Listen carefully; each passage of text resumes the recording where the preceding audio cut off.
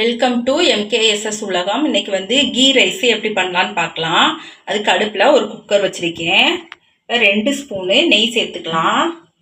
உங்களுக்கு எவ்வளோ நெய் சேர்க்க விருப்பமோ நீங்கள் அவ்வளோ சேர்த்துக்கோங்க.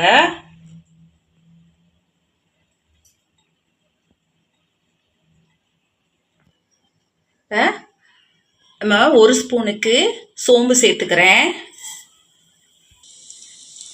கொஞ்சமாக முந்திரி சேர்த்துக்கிறேன். பிரிஞ்சி எல்லாம் சேர்த்துக்கிறேன். 2 அன்னாச்சி பூ சேர்த்துக்கிறேன். 2 கிராம்பு, ஒரு பட்டை, 2 ஏலக்காய். அது கூடவே ஒரு பெரிய வெங்காயம் நீல வாக்கில் கட் பண்ணி வச்சுருக்கேன். அதை இதில் சேர்த்துக்கிறேன். இப்போ வெங்காயத்தை நல்லா வதக்கி விட்டுக்கலாம். வெங்காயம் வந்து ரொம்ப ப்ரௌனாக வதக்கணும்னு அவசியம் இல்லை. கண்ணாடி பதம் வர வரைக்கும் நம்ம வதக்கி விட்டுக்கலாம். நம்ம வெங்காயம் வந்து கண்ணாடி பதத்துக்கு வதங்கிருச்சு. இந்த அளவுக்கு வதங்கினா போதும். ரொம்ப வதக்கிட்டோம்னா கீ ரைஸோட கலர் மாறிடும்.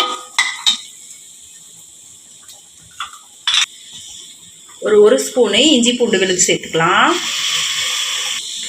நீங்கள் உங்கள் காரத்துக்கு ஏற்ற மாதிரி பச்சை மிளகா சேர்த்துக்கோங்க. நான் 4 சேர்த்துக்கிறேன். இந்த ரைஸ்க்கு வந்து நம்ம சேர்க்குற பச்சை மிளகா தான் வந்து காரம். இப்போ இஞ்சி பூண்டு விழுது நல்லா வதங்கட்டும். இப்போ கீ ரைஸ்க்கு வந்து காரம் ரொம்ப இருந்தால் நல்லா இருக்காது. காரம் வந்து கம்மியாக இருந்தால் தான் நல்லாயிருக்கும்.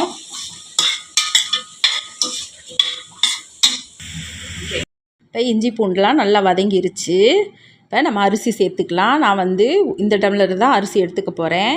நான் இன்றைக்கி 2 டம்ளர் அரிசி எடுத்துக்க போகிறேன். பாஸ்மதி ரைஸ் தான் எடுத்துக்க போகிறேன். அதுக்கு வந்து 1 டம்ளர் அரிசிக்கு 1.25 டம்ளர் தண்ணி சேர்த்துக்கலாம். நான் 2 டம்ளர் அரிசி எடுத்துக்கிறதுனால 3.5 டம்ளர் தண்ணி சேர்த்துக்க போகிறேன். இப்போ நம்ம தண்ணி சேர்த்துக்கலாம்.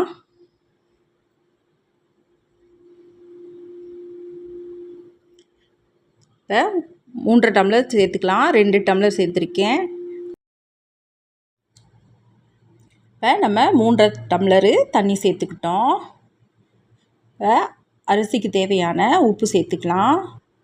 இதை நல்லா கலந்து விட்டுட்டு ஒரு மூடி போட்டு மூடி வச்சிடலாம். ஒரு கொதி வரட்டும்.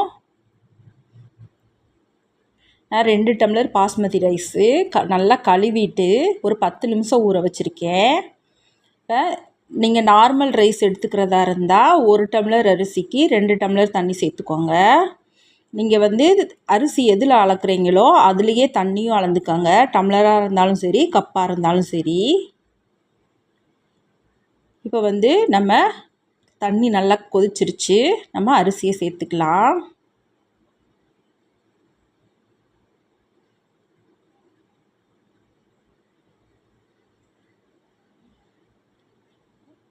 இதை வந்து நல்லா கிண்டி விட்டுக்கலாம். போட்டு ரொம்ப கிண்டாமல் இல்லைன்னா லைட்டாக சுற்றியும் கிண்டி விட்டுக்கணும். இப்போ வந்து நம்ம தண்ணியும் அரிசியும் ஒரே சமமாக அளவில் வரணும். அது வரைக்கும் வேக வச்சுக்கலாம். இப்போ நான் மூடி போட்டுக்கிறேன் விசில் போடாமல். இப்போ கொஞ்சம் நேரம் வேகட்டும்.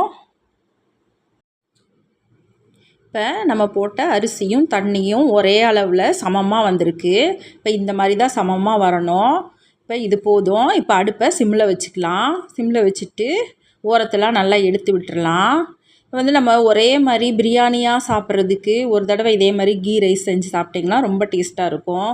பிரியாணி சாப்பிட்டா கூட ரொம்ப ஹெவியாக இருக்கும். நீங்கள் வந்து கீ ரைஸ் செஞ்சு சாப்பிட்டிங்கன்னா ரொம்ப லைட்டாக ஃபீல் ஆகும். ஆனால் நல்லா திருப்தியாக சாப்பிட்ட மாதிரியும் இருக்கும். இப்போ குக்கரில் மூடி போட்டு மூடிடலாம். இப்போ விசில் போட்டுறேன். அடுப்பு வந்து சிம்மிலேயே இருக்கட்டும். சிம்மிலேயே இருந்து ஒரு விசில் வரட்டும். ஒரு விசில் வந்தோடனே நம்ம அடுப்பு ஆஃப் பண்ணிடலாம்.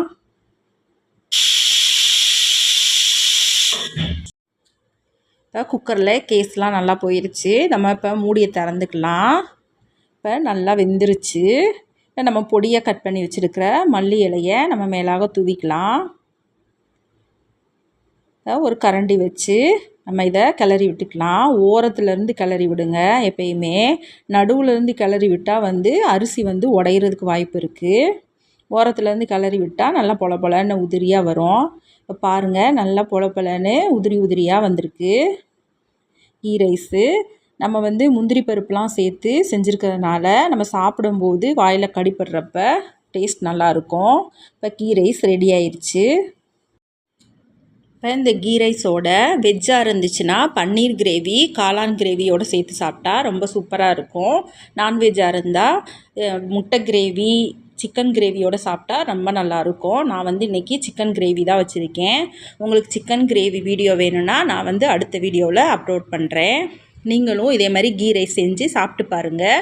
டேஸ்ட் எப்படி இருந்துச்சுன்னு கமெண்ட்ஸில் சொல்லுங்கள். நம்ம வீடியோ பிடிச்சிருந்துச்சுன்னா வீடியோவுக்கு ஒரு லைக் பண்ணுங்கள், சப்ஸ்கிரைப் பண்ணி சப்போர்ட் பண்ணுங்கள். அடுத்த வீடியோவில் பார்க்கலாம். நன்றி.